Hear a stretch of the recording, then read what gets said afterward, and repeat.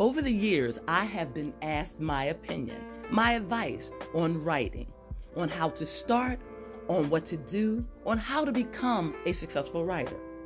And over the years, I've given all types of advice. But the one key bit of advice that I will give to you and that I will promote throughout the rest of my career is that if you want to be a writer, then write. Don't wait for an opportunity to write. Don't wait for someone to give you permission to write. If this is your calling, if this is what you want to do, then start writing. And you don't need the support of others. And when I say that, I mean you don't need me or anyone else to say, go ahead, you can do that. You have all the tools, all the equipment, all the things that you need. What are these tools, you may ask? Well, it is your laptop. It can be your pen and paper.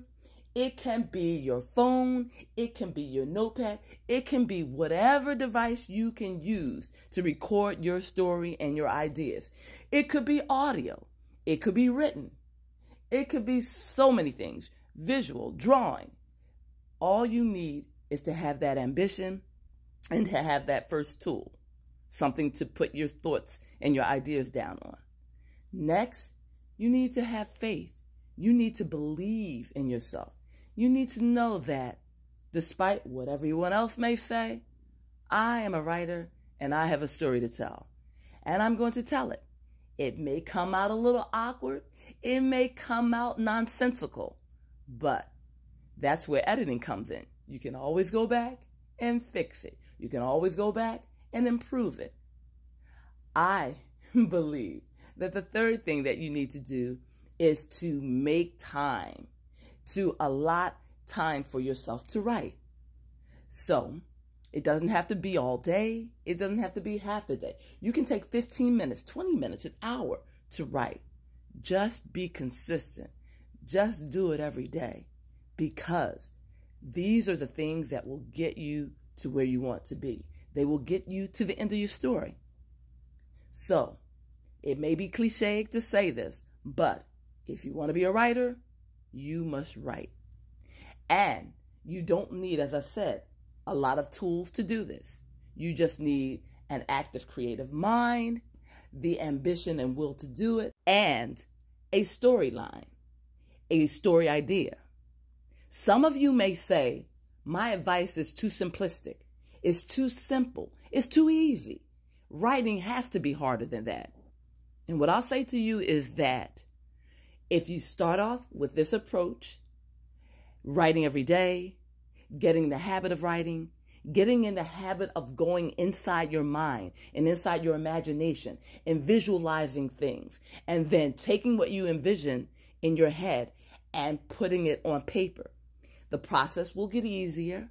The visualization will become clearer and more precise, and you will be improving as you go along. While you're writing every day, however, there are other things that you can do. You can do research. You can find out, what does it take to tell a good story, a compelling story? What does it take to create a novel? Do I know anything about setting and characters and protagonists and antagonists?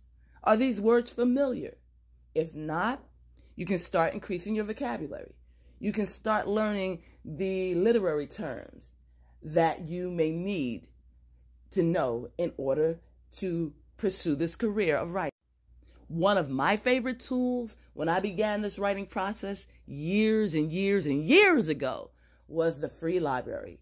I would go there and I would take out books, all types of books, books on creative writing, books on structure, books on plotting, books on theme, books on points of view.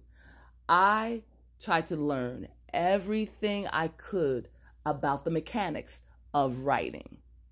And a key thing that you should definitely know and commit to memory is the 8 parts of speech, because those will make up your sentences, and each sentence will make up a paragraph, And each paragraph will make up pages, and pages will lead to the end of your story.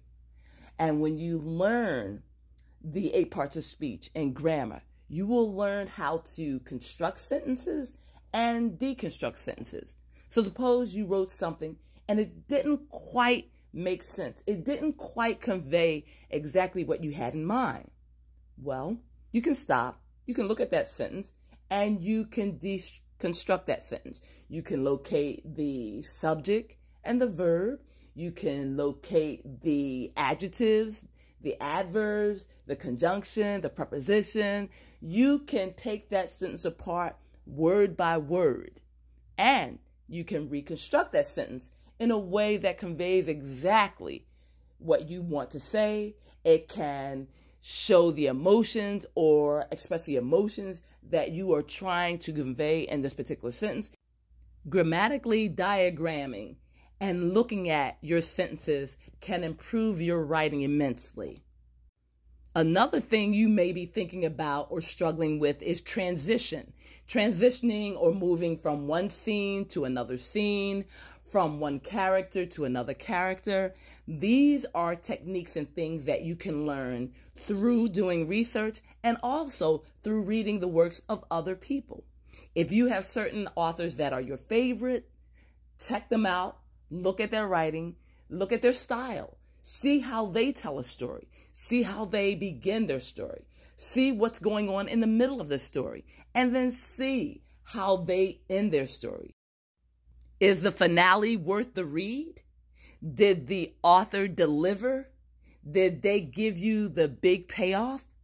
If so, these are things to note and to ask yourself questions like, how did they do it? What made this book successful? Why did I continue reading from the beginning till the end? What compelled me to go along on this journey, to follow the story and the characters till the end of the book? These questions can lead to answers that will help you in your own storytelling. And let me say this, you do not have to limit your research to books, to the library. You can also use the internet, which is my favorite tool. I go to YouTube and I find all kinds of videos talking about characters, talking about character types, talking about archetypes, talking about so many different aspects of writing. And also, when you use the internet, you can look at different channels that focus on particular careers. I'll give you an example. Right now, I'm writing A Kamani Christmas, which is my Christmas story. And my characters are, well, their professions at least, a pastry chef and a divorce lawyer. And obviously, I know nothing about either career. So what I do is I go to the internet and I find those professions and I listen to those content creators that have a specialty in that field. I am currently enjoying the videos from The Lead Attorney, who is a Black YouTuber, a 20-year divorce lawyer, who is giving me so much information, terminology, the analysis of marriage complaints, the wording that I otherwise would not be familiar with. He is breaking it down and he is allowing me to create a fictional character that is created and grafted in the information that he is providing. So I'm truly enjoying that channel, and I am shocked at some of the stories he tells.